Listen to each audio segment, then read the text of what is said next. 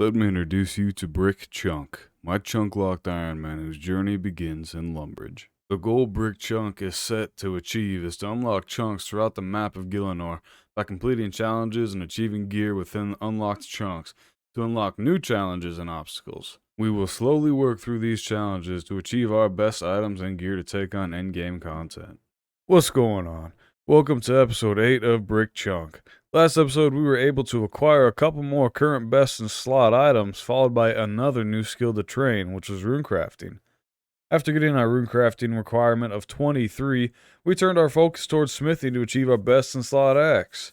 We then finished off with some woodcutting. And today, we're going to start with something else we haven't done yet. Enjoy. Alright, so we got 4 clue scrolls, all with steps that we can do.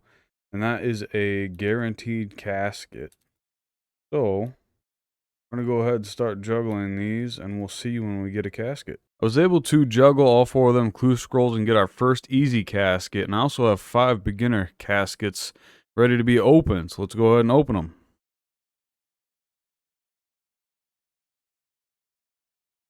Oh, we did get the black pickaxe we've been looking for. That's a big upgrade from the steel. We got a red beret as well. Both of those uniques. Black axe, not an upgrade. Hopefully we get something good out of these beginners. And demon feet, another unique. Sweet. Got one more beginner casket here. Gonna open it up for a clean 25. And we're dropping that. Okay, so for those of you who are wondering, if I get a weldo step, this is what I do. First thing, I come over to the Alcara Duel Arena, and I have a tile up here within my regions that's marked, so I know where to dig. And if this doesn't give me the clue scroll, the next place I go is over toward Draenor. Stop at the northern cow pen to dig there. There's also a dig spot there. And if that doesn't give it to me, I go to Draenor for my third and final location that I can dig at. And if that doesn't work, then I drop the clue scroll. I'll show you the other 2 locations here. This here is spot number 2.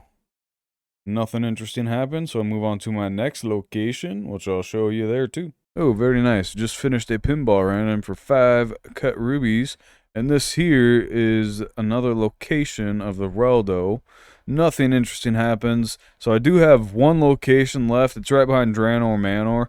So I'm going to go see if I can dig there and count that as a final clue step. This is the final location for all my hot and cold beginner clue scroll steps.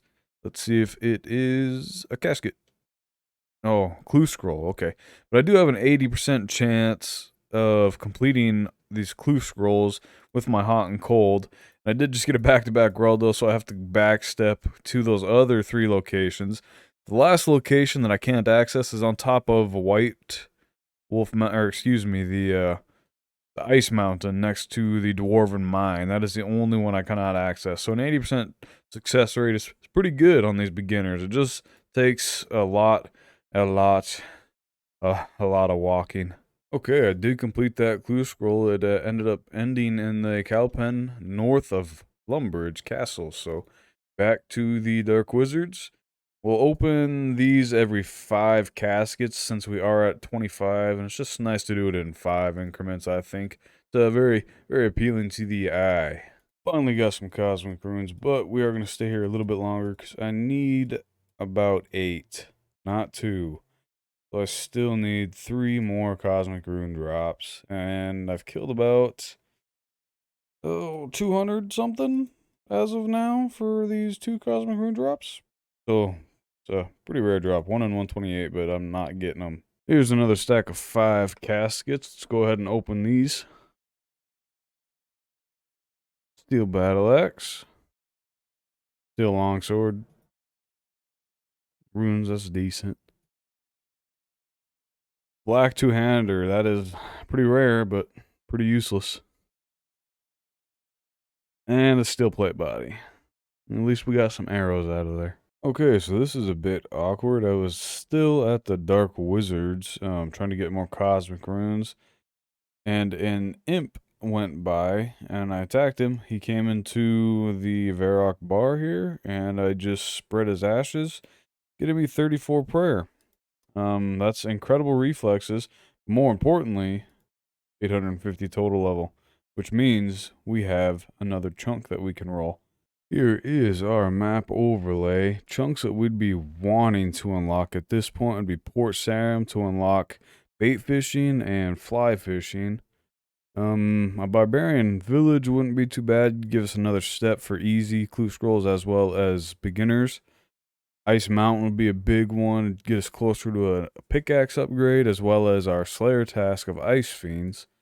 Other than that, nothing else would really be an upgrade. So let's just go ahead and roll. And we did get Port Sarim. That is huge. There is our fishing unlocked, which is great. Now we have an actual source of food other than the stews that I've been making.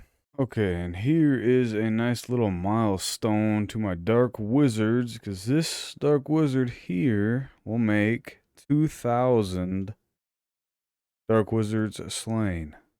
I'll go ahead and put up a loot table of the loot from these guys. In our new chunk of Port Sarim, we were able to complete X marks the spot, and we got an antique lamp. We're going to go ahead and put that straight into agility. Unlocks us 4. I think that we're 1 level off. Oh, okay, we're 6 levels off of a Draenor, of course. So that'll give us more experience when we start lamping.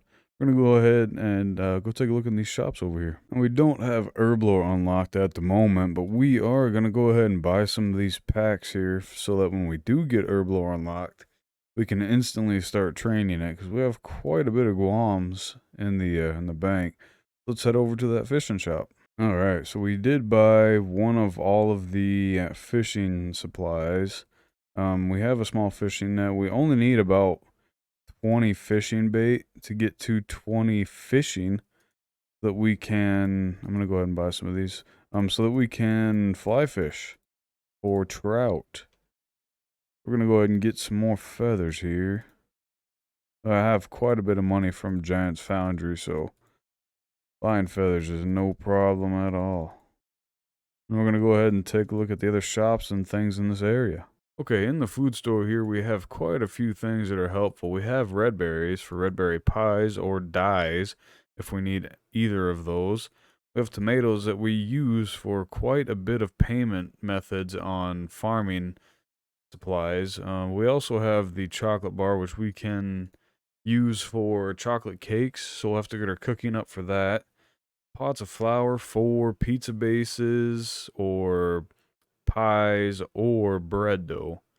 We have quite a bit of good stuff in here, and this makes us have to train up a few things. So there is 20 fishing, which now allows us to fly fish for trout, which is going to be a good source of food, considering the only thing we have is stews. And there we have 25 fishing. We can now lure pikes, which will help us do beginner clue scrolls for Charlie, because he requires you to cook a pike.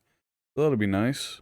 There is 30 fishing. Nice little milestone there. So now we're going to get some salmon while we're lure fishing. Sweet. And there is a milestone of 45 cooking. Make swordfish pizzas. And we have 5 levels to go. So we get 50 cooking for the chocolate cake. 35 fishing while catching these salmon and trout. It is the level for tuna and temporos. Sweet. There is 38 fishing, which is the highest requirement in our chunks, because that is the fishing level for cave eels. We're still fishing for that 50 cooking, and here we have 40, which allows us to catch lobsters when we get to a chunk that has cage fishing. You see here we are at 48 cooking, so we're pretty close to that 50 milestone. And there is our cooking grind complete, so we'll just go ahead and make a chocolate cake real quick. Okay, so let's go ahead and see if we can cook this. There it is. So you need 40 cooking to make a cake, and you need 50 cooking to add a chocolate bar to it. But there is our chocolate cake, which is the highest cooking requirement within our chunks. I was able to plant a cadaver berry bush and get some cadaver berries. This is a requirement for a couple quests, like Romeo and Juliet. However, I don't have the church unlocked in East Varrock. Checking this oak tree, and that puts us at 25 farming. We can now plant wood plants. Those are used for like blue dyes, and I think possibly a quest. Not much use to us at the moment, but the option's there. Alright, there's 74 wood cutting. Still got a ways to go for our goal here. Here is the requirement for magic trees. 75 wood cutting. Beautiful. We're not even close to being done with our wood cutting grind because we need a lot more logs for fletching and a lot more logs for fire making. There we have 76 wood cutting, getting closer and closer to our goal of 32,000 willow logs. Yes, 32,000. And that 76 wood cutting is going to conclude today's episode. I'm going to go ahead and deposit this last inventory to hit 10,000 willow logs. Now that will get us 75 fire making, almost. We need about 500 more, or that will get us 70 fletching. But we still need about 22,000 more, as I said. Hope you enjoyed today's video. If you want to leave a comment as to what I can do better, what you enjoyed, what you want to see, if you enjoyed the video, hit the thumbs up, and if you want to see future content, please subscribe. Have a great day.